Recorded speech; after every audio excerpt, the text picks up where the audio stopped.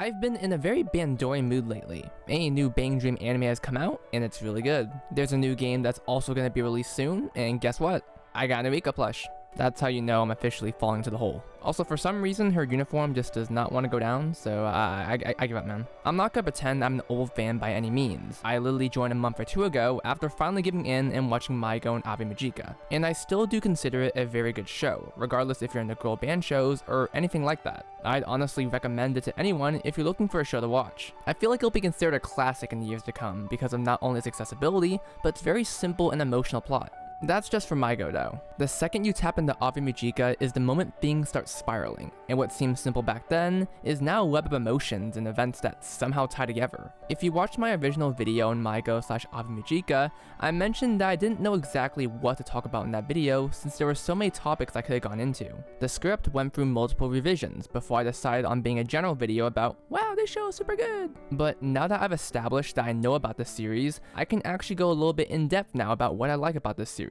And more specifically, Ave Mujica. There's a lot to love about this specific season. There's a lot to hate about this specific season. And there's a lot to be neutral about in this season. But one thing that I don't think anyone can deny is how complex certain situations get painted for the audience and the characters. Traits like Mutsumi's undeniable DID go a long way to showcase the type of show this is trying to be without hitting that spot of, ooh, the edge, or let's be dark for the sake of being dark. Although that's up to interpretation. Watching this show requires you to sit your ass up and pay attention, because you'd be surprised by how many little details can be picked up thanks to the 3D animation and characters' expressions. It's important in MyGo, but it's even more important in Ave Mujica. There are a lot of peaks in this story, and deciding which episode I enjoyed the most was very difficult. It all depends on what characters you've been attached to from the start, since most get some good attention. I've seen a lot of people give high praise for the Mutsumi/Mortis focus episodes, and for good reason. The acting and the way certain scenes are visualized give it an actual horoscope vision, and seeing the way it's treated by the characters is a very good contrast to how it's depicted,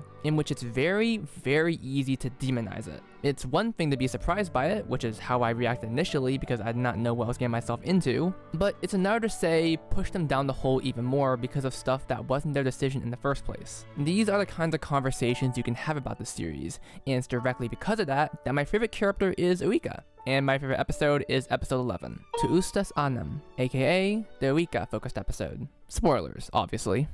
I'm gonna assume we all watch MyGo/Ave Mujica, so I'll be brief on how I talk about this. Now, before I get into this episode fully and what I love about it, we have to talk about Uika. This character. This interesting, beautiful character. I didn't really think much of her in MyGo. The most I could say was that she was a really sweet character. On the surface, she's nice, respectful, easy to talk to. If my hands were full of groceries and she offered to carry one of the bags, I'd trust her in a heartbeat. MyGo actually does a pretty good job splicing info that will come to play in the Ave Mujica, which is why it's a really good sequel, but in regards to Uika, we get a clear picture of her importance to the plot, and especially Saki. She helps inspire Tamori to start writing, and she's childhood friends with Saki, probably the closest friend she has besides like Mutsumi. Honestly, rewatching it, she's kind of like the unspoken goat. She pops in and kind of helps out everyone. And so when Saki asks Uika to join Ave Mujica, she's like, dude, fuck yes. And even Saki is like, bro, I didn't even give you the rundown yet. You don't even know it. Yes, bro. From the first episode, Uika is low-key glazing this shit out of Saki. And on the first time watch, you'd be like, yeah, they're childhood friends. It's good to support one another. But even Saki comments on how naive Uika is. To which Uika's response is being happy that her dream of them being together is coming true. And you can probably rightfully guess that Uika might have feelings for Saki one way or another. It's pretty on the nose too. The moment Uika realizes that Saki is sleeping in their work office due to their home situation, she immediately offers her own house as housing and says she can live there forever and promises to be by her side forever. Like, bro, what? And Saki doesn't really seem to grasp Uika's words fully because she's got a lot on her plate. She low-key did a Song.exe speech about how she's God, so now she actually has to take accountability for that because she wanted to sound super edgy. So if it isn't obvious already, Uika has somewhat of an obsession with Saki. It's initially kind of cute seeing just how down bad she is for her, even though this dynamic is low-key worrisome. But after Ave Mujica disbands, you slowly start to see a different side of her. A more desperate side. Saki moves out of her house, she's getting ghosted, that's the most fucked up part being real. Rumors are being spread about her, and in the middle of this, the members of Kreishik, the original group Saki and some of the others were a part of, play together for the first time in a long while, leaving her isolated. She starts stalking Anon's Twitter, and you can see how irritated it's making her feel. And when she figures out that Saki wants to reform Kreishik, you see a glimpse into a new side of her, one that's been softened so far in the series. Her attachment to Saki and Ave Mujica leads her to try to latch on to anything, eventually leading her to try to find the old costumes they wore. She's seeing in real time her childhood friend, the one she adores and wants to be with forever, being taken away from her. We've seen the build up to this, and how it almost felt like Uika was waiting for Saki to ask her to be in a group with her. Damn, she was playing the long game. There's this amazing scene between Tamori, Mutsumi, Mortis, and Uika as they all start to piece together Saki's original vision, and how she came to form Kreishik and Ave Mujica. Uika realizing, this is my interpretation, that Ave Mujica was just sloppy second/a rebound, and that Kreishik was the real group she was passionate about, caused her to malfunction slightly with this revelation. And when Mutsumi, not Mortis, her ass is like, ain't no way bro, urges Tamori that in order for Saki to be happy, they need to get Kreishik back, Uika, oh my god. Nah, I'm playing, it's just an intrusive thought. But the millisecond this happens, you're probably like, what the fuck? This comes out of nowhere, and even Uika is surprised by it. And the soundtrack helps this uneasy feeling as well, like something just happened that wasn't supposed to. And Uika doesn't exactly recover from this, as later events happen that make her start spiraling more and more, to the point she starts texting full lyrics in the Ave Mujica group chat before Nyamu forcefully sends it, partially causing the band to get back together. Uika, what are you doing, bro? You're stalking socials, your intrusive thoughts are actually starting to win, all of it is about Saki, what is going on with you? This is probably the most one-sided relationship I've ever seen. That's a lie. I don't know why I said that, I've seen way worse. And some of them aren't even fictional. When Ave Mujica eventually gets reformed, Uika is the only one that visibly, I stress, is so giddy about it. And then soon after is like, you should move back in with me, Saki. Suddenly, Saki's grandfather comes in, calls Uika Hatsune, and tells her to get the fuck out. Now, you probably have at least two questions right now in the story. One, who's Hatsune? Hatsune Miku? And two, why does Uika have an obsession with Saki? The second question is the more intriguing one, as there hasn't been a clear-cut answer for it so far. And saying they were childhood friends doesn't really cut it when we see just how big of a thing it is for her. Alright, I know I just spent like the past few minutes summarizing Uika's involvement in the story, but you wouldn't understand otherwise because episode 11 relies on everything the story has told us so far. With episode 11, we get a very interesting episode both structurally and visually. 90% of the runtime is dedicated to Uika's backstory, or at least the backstory she tells us. Visually, I love how this episode is presented. It's in the perspective of Uika giving us a stage play on her backstory and how exactly she became this way. Now compared to the other episodes, the lighting and cinematography may not exactly be on par. This series so far has been really good with its lighting and camera, but I think this is a case where the constrained setting actually helps showcase the point of this backstory. Things are sometimes good when constrained. When we're constrained or limited, we have to work with what we have, often sometimes boosting our creativity and how to get the job done. Musicals are a very good example of this, as they have to work for stage and be sure the audience can understand what they're doing. Exaggerated expressions, detailed backgrounds. Oh sure, if it was a fully filmed movie, maybe the visuals could be more defined, but that's the point of different art forms and how we can express them. And for Uika, it's almost purposeful that's portrayed as a stage play. We are in Uika's domain for the sake of some sort of analogy, and she is in control of the info she shares. Every expression, every confession, it's confusing at first, trying to figure out what Uika is trying to convey because she's honestly a mess, but it plays into a mental state. We figure out Uika is an illegitimate child of Togawa family, and was forcibly separated to essentially not ruin the rep. Her father was someone that married into the Togawa family, so even though she wasn't of Togawa blood, she was in terms of the record, so she had to be kept low-key. Her name at birth was Hatsune, and she was then forced to live on an island where she was isolated physically and mentally. The only people she really had was her new family, consisting of her stepfather, mother, and younger sister Uika,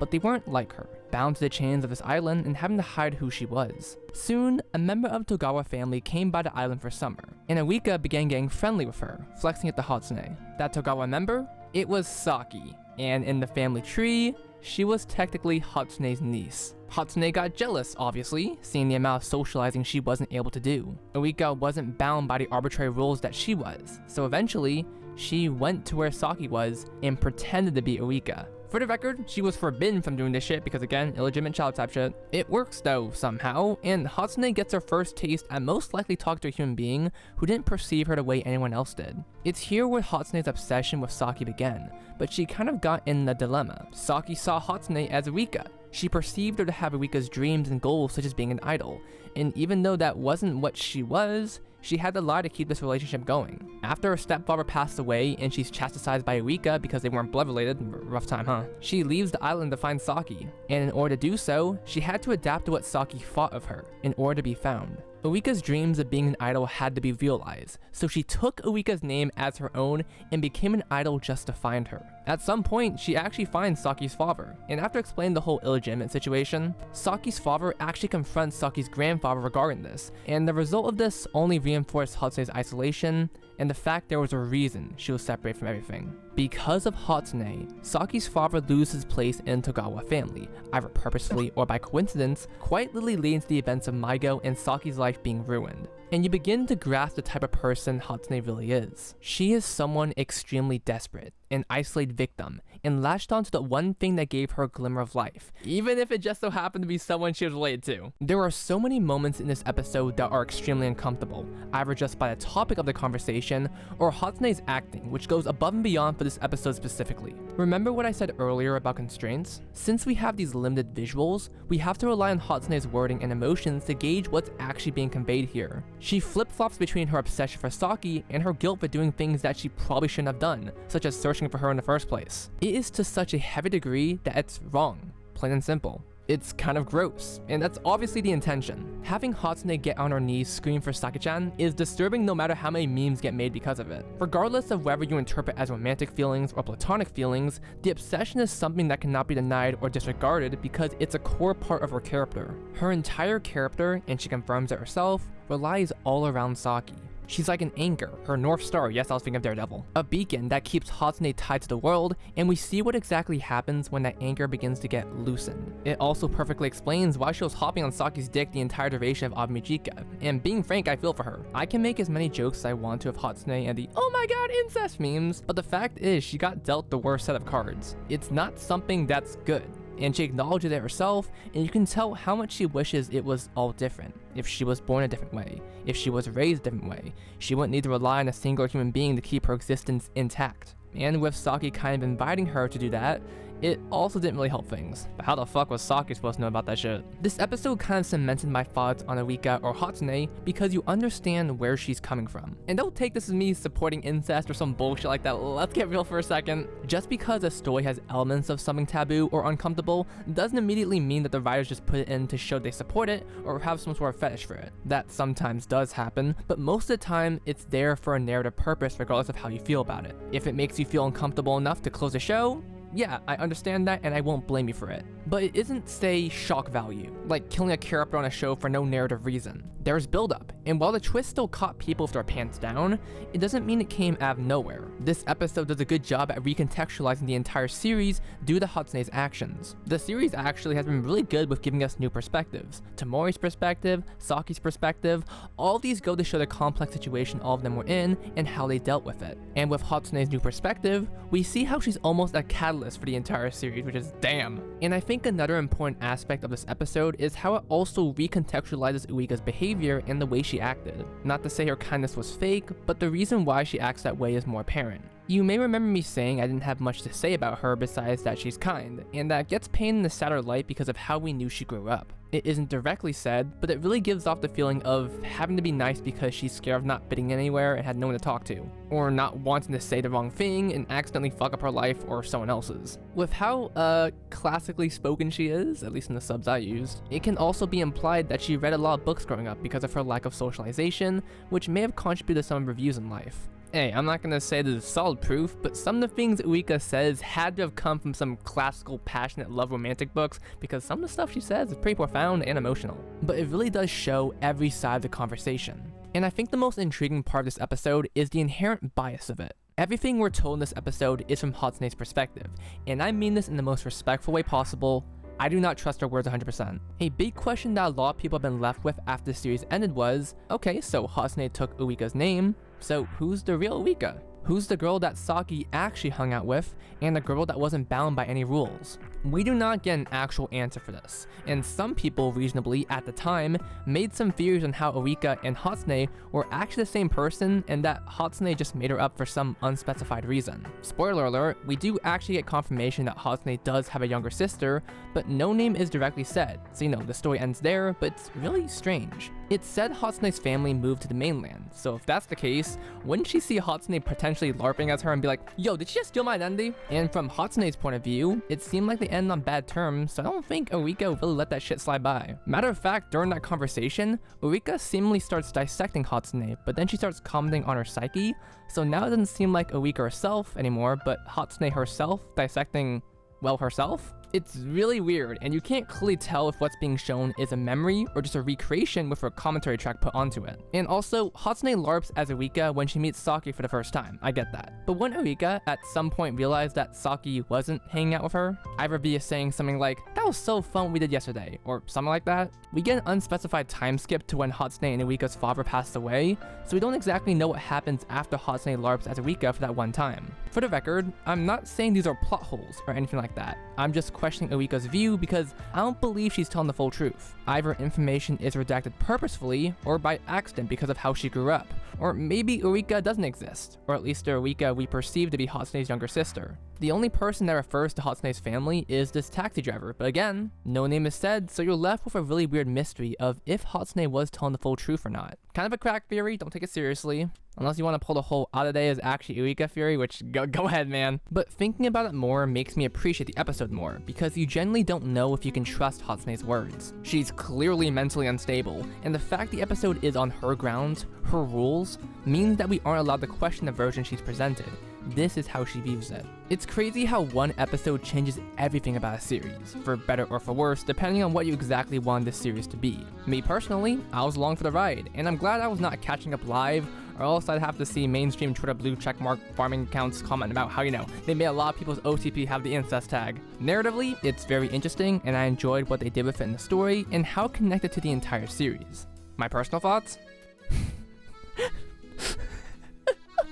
It's so fucked up, bro, because you can easily see why people ship Uesaki from the start. They're dynamic, the one side yearning, and the golden retriever energy. Like, I get it, and I can see why so many people were into it. And the whole incest tag is kind of a really funny and tough situation because you gotta be like, wait, no, I shipped before I realized they were incest, not because they were incest. And it's like, bro, that is the evilest scenario you can put your fans through. Bandori, what the fuck, bro? And I gotta be careful with my words here or someone's gonna say I support incest. I don't, for the record, alright? But when I was watching, I was like, damn, Uika and Saki are kind of cute together.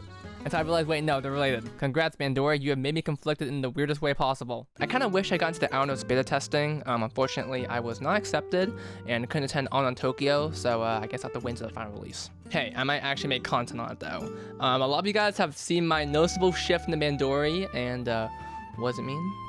Who knows? Anyways, if you like this video, I have another MyGo / Ave Mujica video. That's the first one I made, like, it will be here somewhere, maybe in the cards, but feel free to like and subscribe, and potentially follow my Twitch if you're interested in seeing me talk more about, Bandori and stuff like that. We've been discussing new type weekly episodes.